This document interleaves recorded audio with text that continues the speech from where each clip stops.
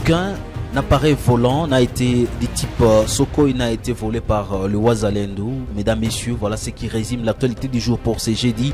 Nous allons commencer sur le plan local. Comme vous le savez, par cette information, les adeptes de l'église Wazalendo a quitté, croupissent encore en prison. Inacceptable pour les avocats. Nous aurons donc le temps d'en parler dans l'actualité du jour. Mais également, nous allons revenir sur ces moments d'échange entre le commandant de la 34e région militaire et le maire de Goma qui ont animé une réunion de sécurité avec les cadres de base. Nous allons revenir donc avec plus de précision. Et puis nous allons, avant de se rendre à Beni, nous allons parler de l'assassinat d'un élément de Wazalendo qui a été tué. Donc c'était hier la nuit vers Majengo. Nous aurons donc le temps d'en parler dans l'actualité du jour. Puis nous allons chuter à Beni où 3 otages libérés des mains des ADF par les forces armées de la République démocratique du Congo. Voilà tout pour les sommaires.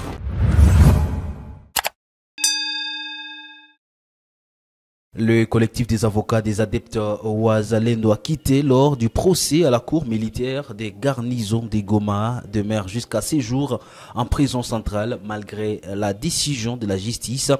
Une alerte vient d'être faite en exclusivité sur Kivu Morning Post ce mercredi 11 octobre 2023 par l'un des avocats.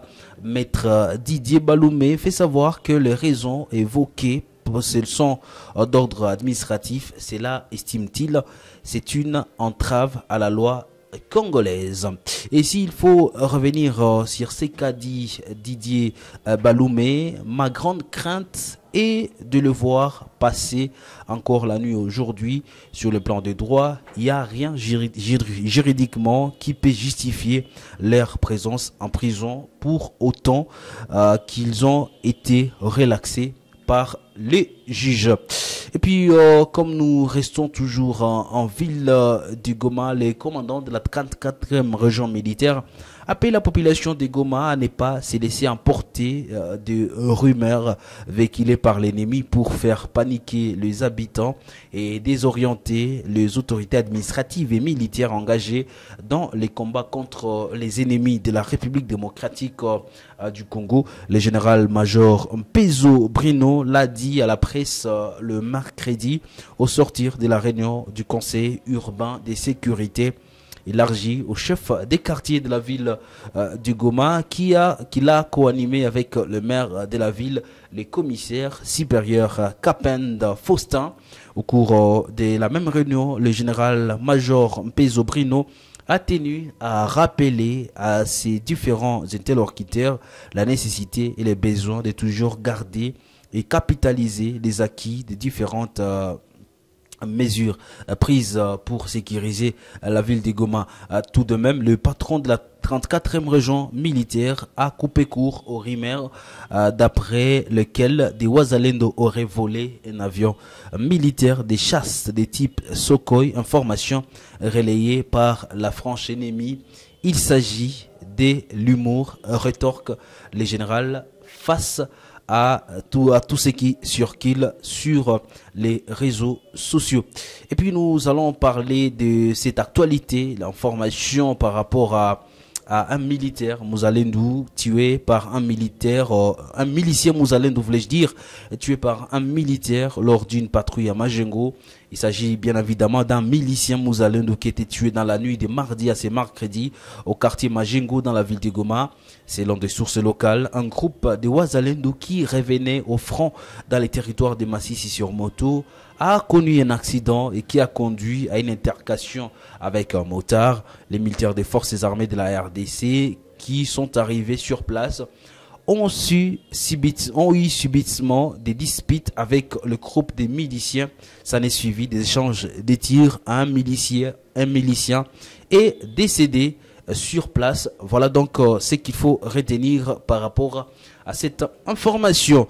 Rendons-nous à Beni. À présent, les forces armées de la République démocratique du Congo ont réussi à libérer dans la soirée de mardi 3 personnes qui étaient déjà prises en otage par les terroristes ougandais des ADF. Avant, un groupe de djihadistes ADF a attaqué une voiture portant des civils sur le tronçon Kainama à Bunia au même moment de l'embuscade. L'ennemi a incendié une voiture, rapporte le capitaine Anthony Mwalushaï, porte-parole des opérations Sokola 1 Grand Nord. Il poursuit que l'armée congolaise continue avec des opérations, des traques des ADF qui tentent de trouver refuge dans la partie est des Eringeti.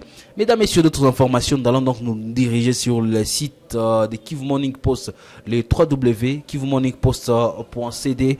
Mais avant de clôturer cette vidéo, retenez que 12 500 ménages des déplacés victimes des combats entre Wazalendo et l'M23 restent sans assistance. Nous sommes dans les territoires de Massissi, d'après des sources de la société civile qui font cette alerte. Il s'agit notamment des habitants des villages Rouge-Béché, Burungu, Kabale-Kacha et Nyakabingu qui se sont déplacés vers Kichanga, Petit Massissi, autour du camp du contingent burundais de l'EAC et de la MONUSCO, Moisso et Kachunga, à territoire en chefferie de Bachali. Et la grande information également par rapport à ce qui se passe sur les lignes de front, c'est cet ultimatum lancé par les AP Célestes qui donne 48 heures à la force de l'EAC pour quitter les sols congolais.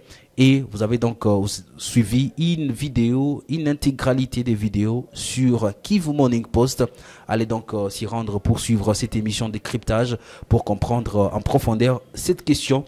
Blaise Bassabo, c'est pour l'actualité du jour. On va se retrouver très prochainement pour un autre numéro. D'ici là, portez-vous bien.